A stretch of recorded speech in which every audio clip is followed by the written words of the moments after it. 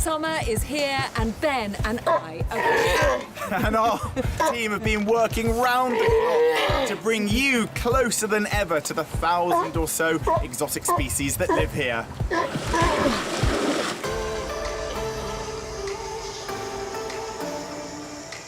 We've captured every exhilarating moment in high definition, bringing you within a hair's breadth of the action. For this series, we'll be filming animals like we've never filmed them before. And feeding them in ways we've never fed them before. We've tried to understand them more than ever. And been wowed by them more than ever. We've been here for every heart-wrenching moment. That's it, that's it. Seeing the extraordinary lengths keepers go for the animals in their care. I don't know about you, but I'm getting really excited. Me too. So join us for a very special, brand new series of Animal Park. We've got 5 fun-packed summer specials coming your way this week, bringing you the very best action as the park begins its busiest period. And on today's show, the park's 14 giraffe make their first steps towards their summer pasture. Bit nervous about this interaction. Only for baby Evan to cause a stampede. Our old friend Ian Turner All we need is the wolves to perform. heads deep into Wolfwood to capture a killer shot. And Jean comes face to face with one of Africa's fastest feeders.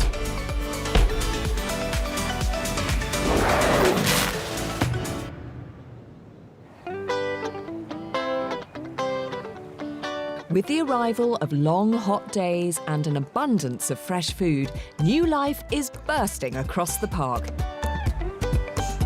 As a result, today's episode has been overrun with babies, and I, for one, couldn't be happier. This adorable little thing is a black-tailed marmoset. And the tiny one is only about 6 weeks old. I know you want a mealworm as well, don't you? It's one of about 100 animals that's born at Longleat every year. Now, whether endangered or not, every animal born here is very special. But when it is a first for the park, everyone gets really excited. Meet the park's 4 reindeer, females Willow and Gretel, and males Chester and Wilbur. They came to the park 3 years ago as part of an international breeding programme. But, much like buses, after waiting ages for a birth, suddenly 2 pregnancies came along at once. Today, keeper Tim has been given the news he's been waiting for. I've just found that we've got a calf down there, a newborn calf, and I want to put some water in for the mother and watch to see if everything's okay. In the 30 years that he's worked here, Tim has never helped rear a reindeer before, but he knows what a critical time this can be. The first few days, particularly the first few hours, very much watching from a distance and try and establish whether the calf starts to feed from mum, starts to suckle. Tim doesn't want to spook Willow and her new calf, so is keeping his distance for now. There's no reason why mum doesn't rear the calf, but you just have to be a little bit careful and you have to make sure that is happening. While making sure Mum has plenty of fresh drinking water, he also wants to know if the calf has fed. The mother's first milk contains a protein-rich substance known as colostrum, essential for protecting the calf against life-threatening infections. It needs colostrum, gives the antibodies for the immune system to work, and that's very, very important. If it doesn't have the colostrum, it can be extremely dangerous to a calf. But Mum's very attentive. Looks a very good picture to me at the moment. In actual fact, the little one is trying to find milk at the moment. This first mother's milk is so important that no mammal in the wild could survive without it. The first few feeds are quite literally a gateway to life. A day later, the calf is already up on its feet. Reindeer are highly social animals, often living in herds of up to 1,000 individuals. In the wild, a healthy calf would be expected to rejoin the herd within a day of being born. But this can be an extremely dangerous time, as the herd have an aggressively enforced hierarchy. I fear very much that if we just put them together, that little one could be endangered at that stage because of the fact of whacking each other with their front feet. Yeah.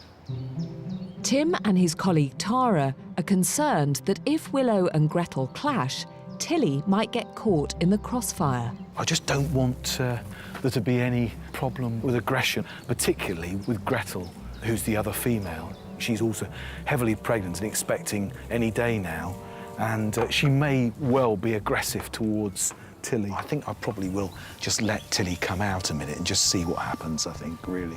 As Tilly takes her first steps out of the pen, all eyes are on Gretel. You're being very good, Gretel, aren't you? Not worrying about her, are you? This is when something can happen, when they approach like this. And she's not going to, so that's very good. Very encouraging to see that. When Tilly approached... Oh, did he have a... I didn't see that. That was Chester, Tilly's dad, just had a little go at Tilly. Maybe just saying, keep your distance a little bit. It's clear Reindeer Wood is an unpredictable place. With another birth due any day, the keepers must be prepared for anything.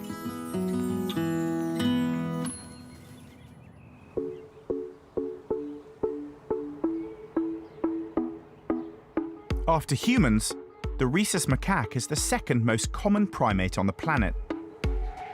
And here at the park, they've recently experienced a sharp increase in numbers. There are babies everywhere, Ian. We had a massive baby boom. 3 years ago, we had one baby, and this year we've probably had 15 to 20 babies in a period of about 5 days. No way. They self-regulate themselves in this monkey jungle. We don't do anything for them, and they seem to regulate between about 90 to 120. And we reckon we've got about 122 at the minute. Isn't that incredible? Yeah, it is. So they know the optimum population for this kind of area. Everywhere you look, you can just see little babies on the fronts there, the mothers picking them up. A tiny, tiny one, look there. Oh, sweet. Yeah. And do they all get on? Have all the They mothers all squabble over food. If I put a bit more food out, I'll keep them quiet a bit more. Look. Here you go, monkeys. Oh, yes. Oh, well, this gives us a good opportunity to see them now. Have all the mothers been getting on? Is it all peace and We quiet? lost one mother through old age, and one of the mothers had adopted the baby, so you may see one with twins. No and it's an way. older one who's looking after both of them. And she just chose to do that herself? She just picked it up and took over, So yeah. is it, there's a larger one on there, or is that two? That one is really amazing, because that is Phil, the dominant male. Yep. And he started mothering little ones. He's a proper modern father. Yeah. So he's actually kind of stay-at-home dad. Yep. So what do you think happened this year to lead to such a population explosion? I just simply thought it was time to build up the numbers, and it's just luckily, or nice, it's coming the nice weather. So in the last few days, we've had 20-odd babies. It's amazing. And just to be clear, he is the father to all these youngsters. Yeah, that's what he's telling us all. He's in charge and he dominates the whole of this place, yeah. Well, Ian, thank you very much. Well, with such a population explosion, if you visit next year, you better watch out. There's a few more vandals about. Back now to Reindeer Wood, where a second calf, a boy, has just been born. Tara is on lookout. She's asked to use our cameras to try and see if the calf has taken its first vital feed. We put the camera up just to try and see if she's letting it suckle, because obviously she doesn't do it when people are around. We just want to make sure she is actually letting the baby feed from her. It's really important within the first couple of hours that has a good suckle. Right away, Tara notices a problem. It's not looking amazing. It's a lot smaller and weaker than Tilly was. She's reluctant to intervene. If she does, the mother is likely to reject the baby. At the moment, it's quite stressful, and you just want it to, You don't want to intervene too quickly because that will ruin the bond between mum and baby, but at the same time you don't want to leave it too late because then you might not get enough chance to actually get it to a strong level of being able to survive. I actually don't think it's going to survive. She's so worried that she decides to call her colleague Tim. Hi Tim, just an update. Little new reindeer doesn't look too good. If you can pop down if you can, I think we're going to have to intervene.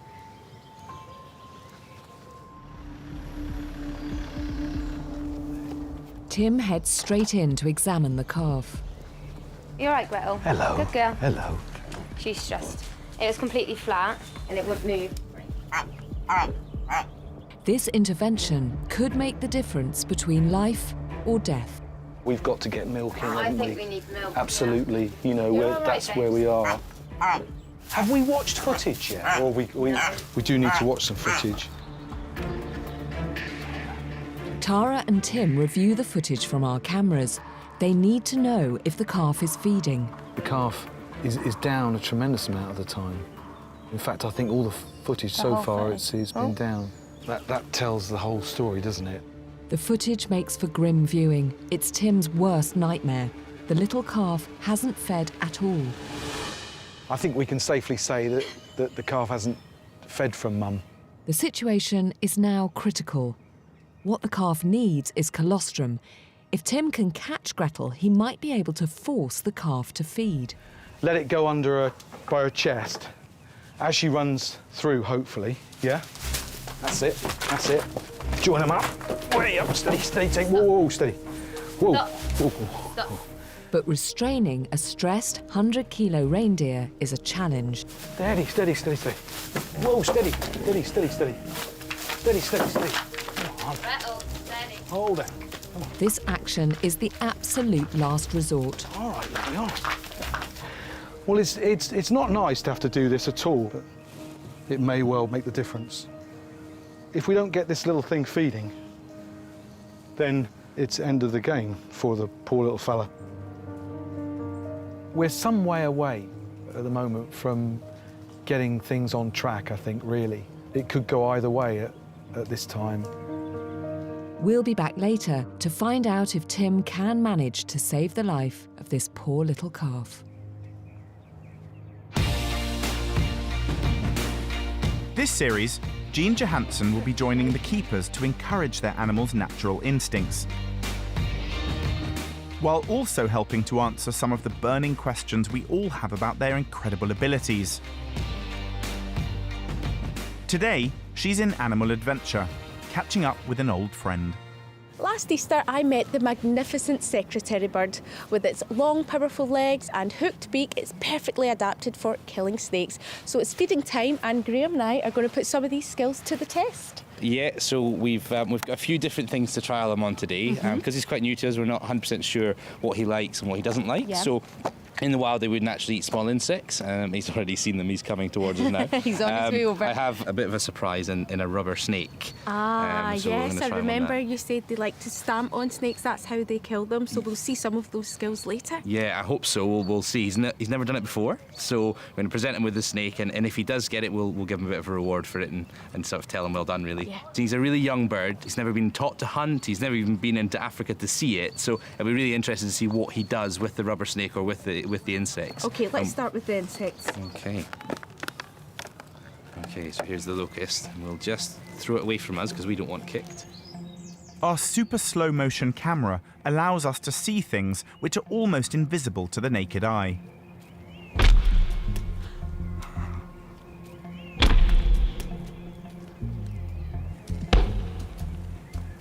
Just exactly as you said. He spotted that really quickly with his eyesight and gave it 3 really quick stamps. Yeah. And these guys can fly as well, so he's watching it in the sky as it lands. And the minute he lands, very precise, down with the legs and kicking until it's good enough to eat. So I know you have a bit of a prop in your pocket. Why are you keeping it so well hidden? He doesn't really know the difference between a rubber snake and a live snake. Right, let's get our snake in place. Okay, at the moment, we'll just throw it out for him and see what he does. Right on the head.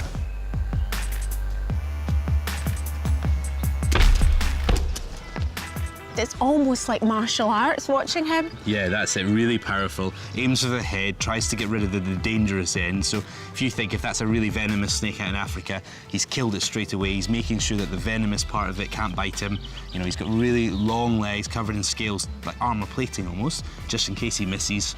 His body is so high up as well that if the snake was to sort of strike out and protect itself, it's away from his sort of vital organs.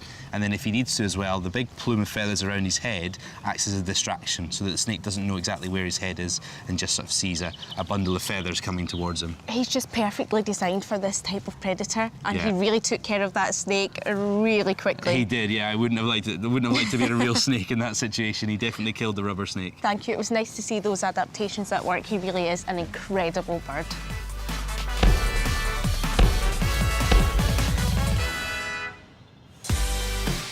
It's breakfast time, and as the keepers begin their rounds, I've joined the mob of meerkats as they're let out for the day. And here they come. Good morning, everybody.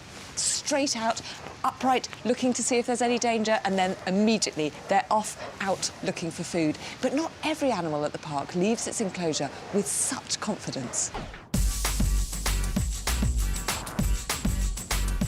The park's 14-strong giraffe herd spend the winter in the giraffe house and paddock. Today, they'll be heading down to the main African reserve for the first time this year. And for the youngest, Evan, it'll be his first ever encounter with other species.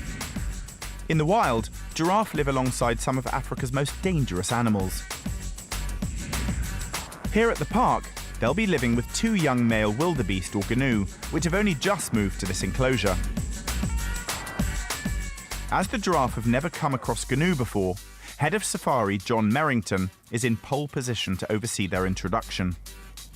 It's a little bit tense, but they'll be coming down shortly, so we'll see how they get on. If threatened, the gnu are likely to kick out, delivering powerful blows with their hooves, as well as using their horns to attack. Obviously, we're a bit more concerned with the gnu. This is the first time they'll be mixed in the exhibit, and they do have horns, and that's what they will use to protect themselves. So we are a little bit concerned, more so for the smaller giraffes. We don't want them to get into a fight, so we're going to monitor their interaction very carefully. But before they meet their new park mates, it'll be Keeper Tina's job to usher the notoriously nervous giraffes down this fenced-off passage called the race. The giraffe, they're really quite nervous. They are looking a little tense. You can kind of feel it in the air.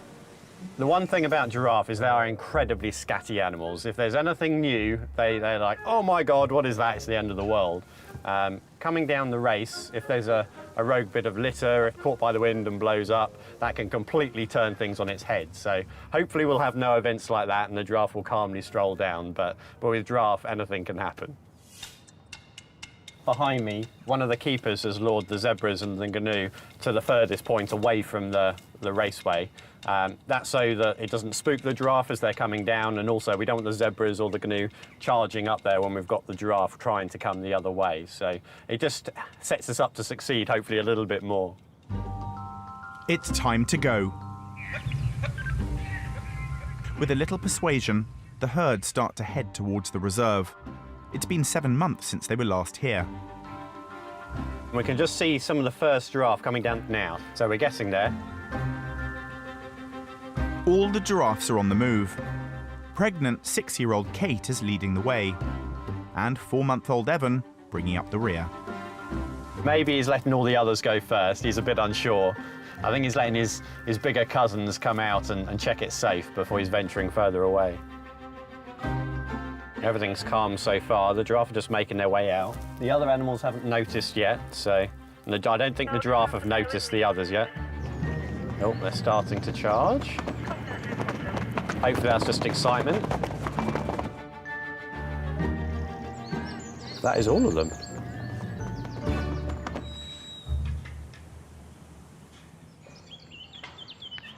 Giraffes and zebra would naturally encounter each other in the wild. But the keepers here have noticed the zebra also become quite playful. Some of our zebras, our stallion zebra, like chasing young giraffe, which Evan obviously hasn't experienced yet, so hopefully he takes to that quite well. It looks like the zebras have just clocked where the giraffe are. They're just about to come up to our giraffe. It'd be interesting to see how they interact. They're not charging over, so I think it's more curiosity than aggression. Oh, bless, yep, they've all spotted Evan. He's just sort of having a look. Oh, they're chasing a bit. So we've got some of the giraffe, they've just made a bit of a run for it away from the zebras, and some of the zebras are making chase. So having a bit of a charge around. After spending the winter months away from here, the giraffe are certainly making the most of it now. To see that sense of enjoyment for them is incredible. Giraffe are huge animals. It's incredibly impressive when you see them going at full pace as a group. As a keeper, it always puts you on tenterhooks, because if a giraffe does slip, they're such tall animals that if they go crashing down to the ground, there's always a risk of injury. The zebras have now met the giraffe and Evan seems to be doing really well.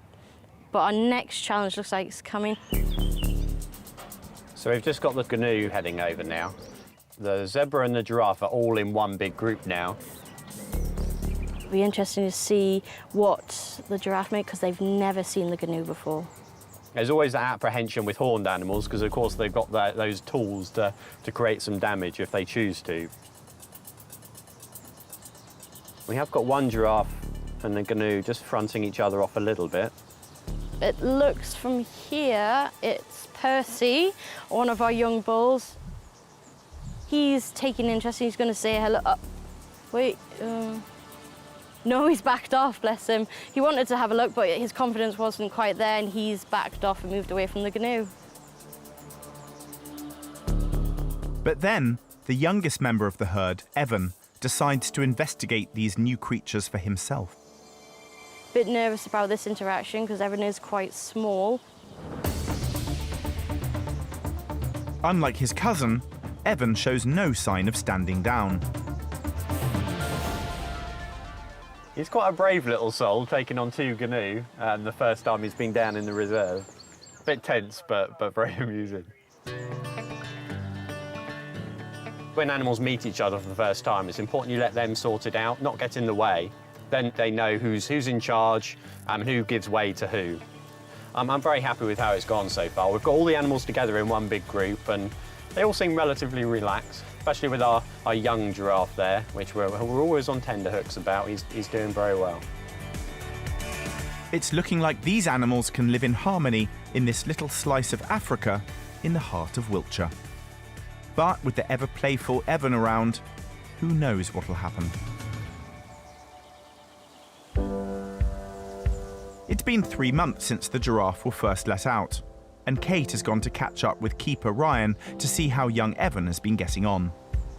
It is such a fantastic moment, that, isn't it? That first day of summer when the giraffe come out into the big enclosure for the first time. Well, it's always a big, a big intake for us. Every time, particularly a calf comes down and meets everything else for the first time, we're always nervous because they're all individuals.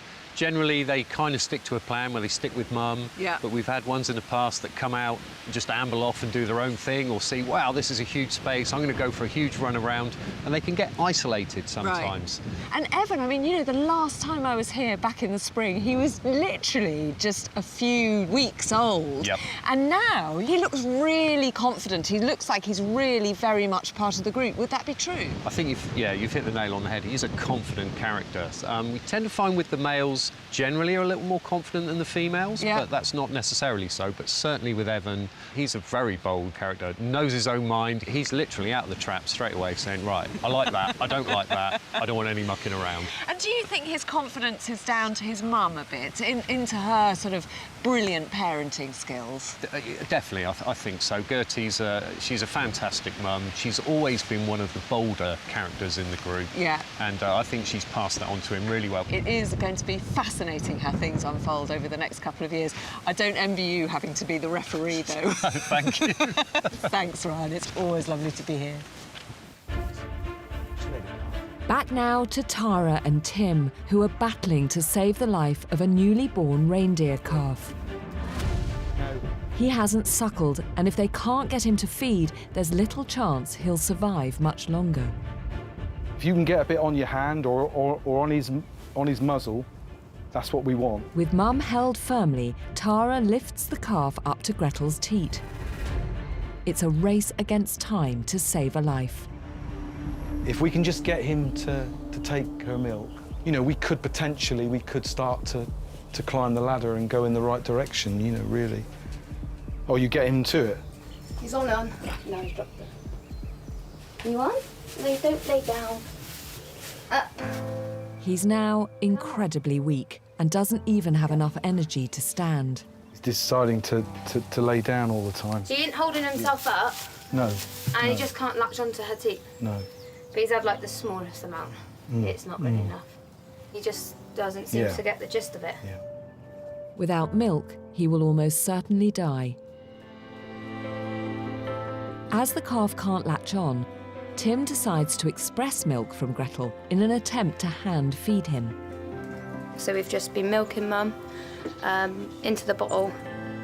Just squeeze a little bit in. Obviously, the more milk we can get in, the better. Even with the syringe, he's too weak now to even swallow. He's just not suckling. It really could go either way. I do hope it goes the right way for us. He just has no energy. Tara's odds of saving the calf's life seem impossibly stacked against her, but she isn't calling it a day. Definitely won't be giving up on this little man. We'll keep going with milking Mum as long as she lets us and trying to syringe it into him because he's just so tired. Where he's had no milk, he just hasn't got the energy reserves to get up and suckle properly, so we'll never give up. But Mother Nature can be cruel. Every fibre of this little reindeer is telling him to close his eyes and fade away. Over the next few hours, Tara tries to give the calf as much of its mother's milk as possible. However, it simply isn't taking enough in. And to make matters worse, nighttime is fast approaching. So if it gets to the point of darkness and we're not happy with him, then we'll have to make a decision. Sometimes you do have to take them home and feed them, but that is our last resort. We don't want to do that because it's unnatural for him and it's a long time for Mum to be without him. Despite her best efforts, the calf still isn't strong enough to face the night alone with its mother, leaving Tara with no option but to take him home. It's going to be a long night, as the calf will need feeding every 2 hours. Okay, it's 9:25 p.m. and I've got to do the next feed for this little man. As you can see, he's asleep, so I'm going to wake him up and try and get some milk into him. The calf's energy levels are still so low, he's barely conscious, as Tara begins the first feed. So, it's 11:30 at night, and I'm going to try the next feed. 2 hours later, and the calf still isn't suckling on its own. Feed after feed, Tara isn't giving up. Reindeers are associated with the magic of Christmas, and what this calf needs is a miracle. Dawn breaks, and with it, the calf has finally got to its feet. Tara's dedication is rewarded. Doesn't why, but he has improved a lot. Still very wobbly and very sleepy, but he's drinking a lot better. He's just had his 7 o'clock feed, finished it, and now he's wandering around. We are going to head back to work and try and introduce him back to his mum. So hopefully it will work. It's wonderful to see the calf up on its feet. But this success may have come at a terrible price. Separated from his mother for so long, when they're reunited, there's a strong chance she'll reject him. We'll find out what happens later on.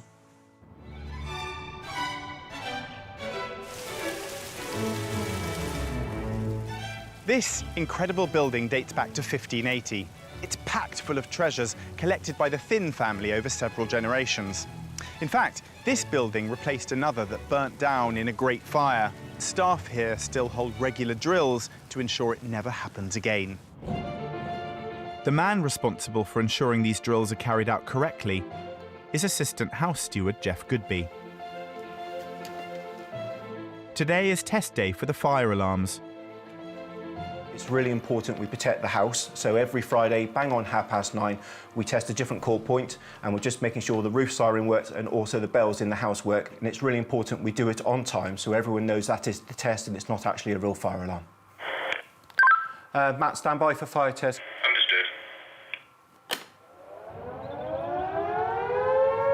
When tested, the alarm can be heard right across the park. The sound is made by Second World War air raid sirens, and they're meant to be loud. The air raid siren on the roof would literally fill the valley, and you can hear it on a good day, sort of 3-4 miles away. Now, that was actually put in to warn all the villagers that there was a fire at the house. Obviously, in the old days, most of the village would have actually worked or been associated with the estate. So when the fire alarm went off, they were all expected to come out of the village and come and support the house if there was actually a fire. But of course, these days, Longleat has a pretty exotic set of neighbours. And recently, something extraordinary has started happening. When the siren sounds, sometimes the wolves start howling. Once the alarm starts, they can be heard joining in.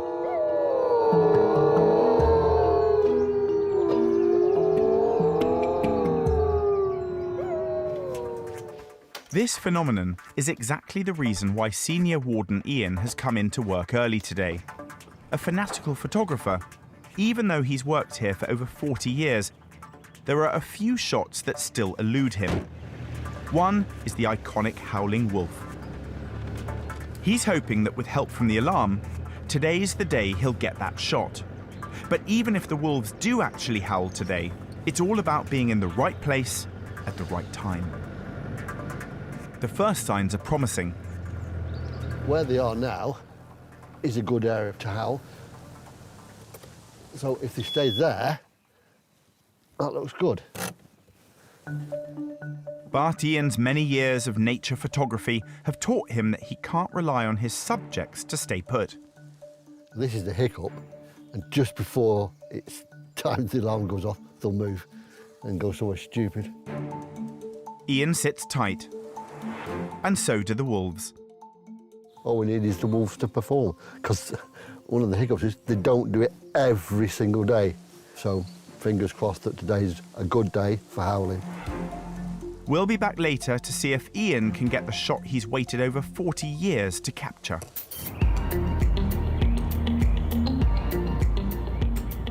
Meanwhile, on the other side of the park, a very tired Tara has arrived for work. It's time to return the tiny calf back to his mother, Gretel. Fingers crossed, he'll go back to her and she will accept him without, obviously, thinking he's anyone else's calf.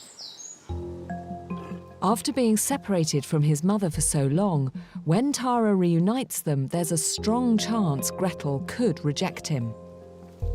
It wasn't too long ago we witnessed how Dad, Chester, kicked out at his calf whilst being territorial. Tara is rubbing straw that smells of Gretel on the calf in the hope that she will accept him. Be gentle. So far, so good. She's cleaning him, exactly what I've been doing overnight. So she's been smelling him, licking him, and I hope he'll go under and have a drink. It'll be lovely to see, but obviously because we're around, she might not let him do it straight away anyway.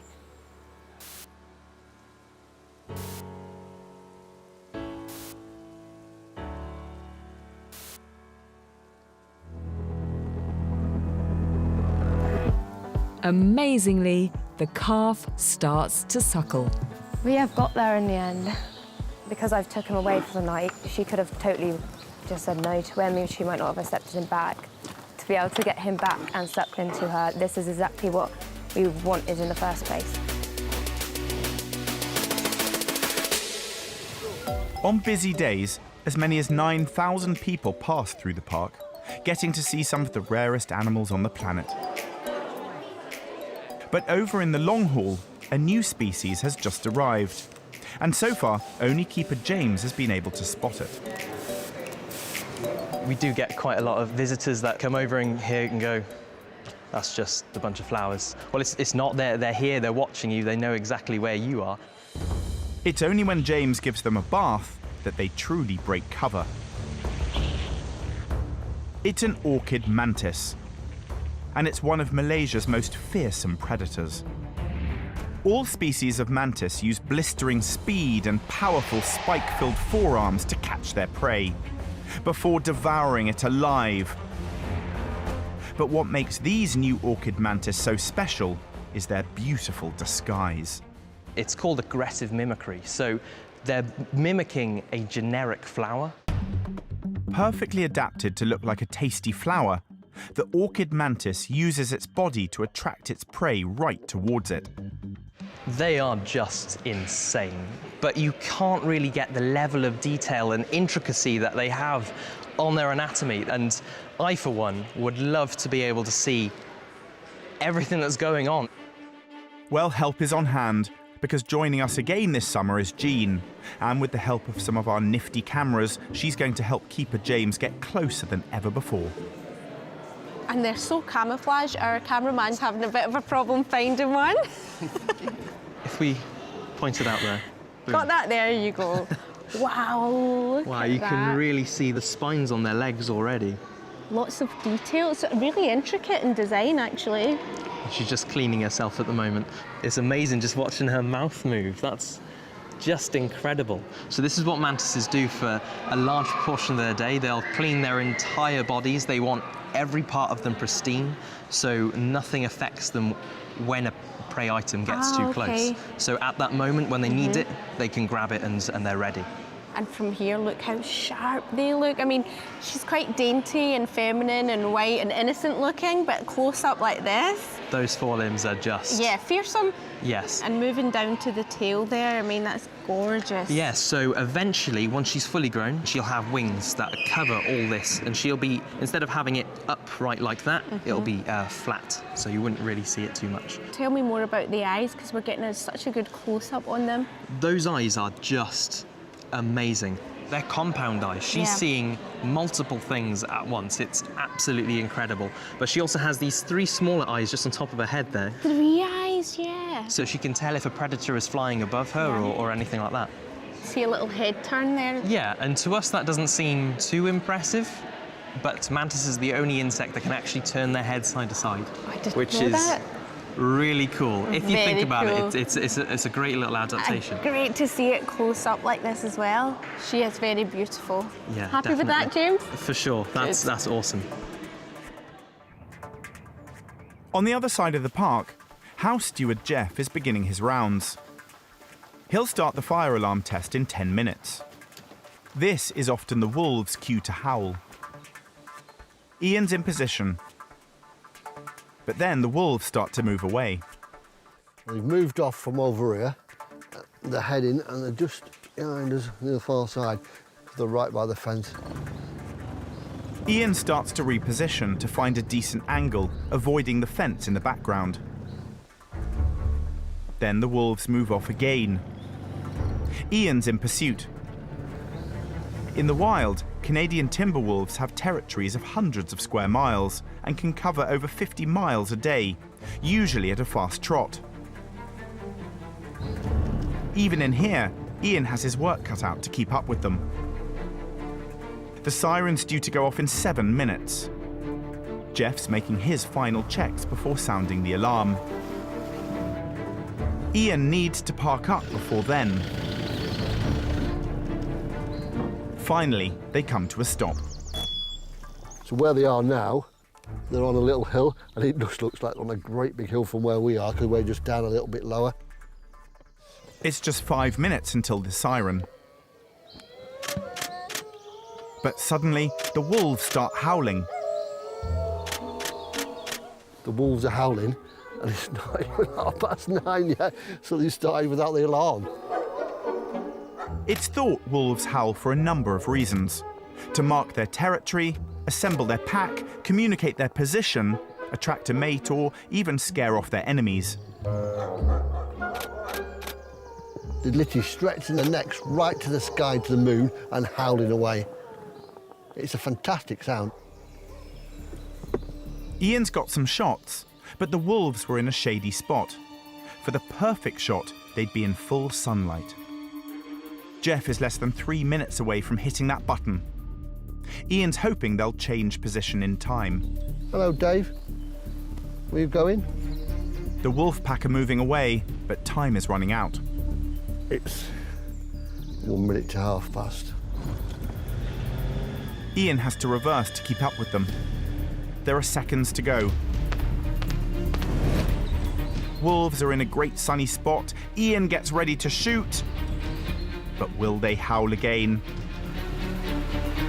Matt, stand by for fire test. House alarm's going off. Just getting together, look.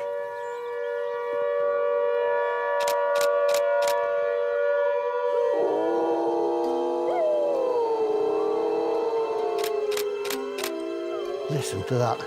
Absolutely fantastic. Leave that little and then stretch.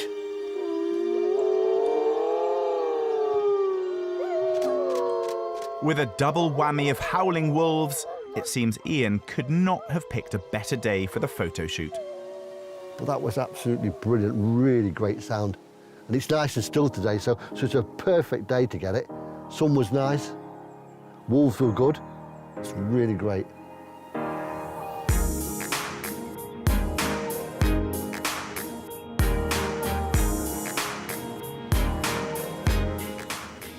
It's almost the end of the programme, but we couldn't go without coming to check up on the miracle reindeer calf and say a huge congratulations to you, Tara.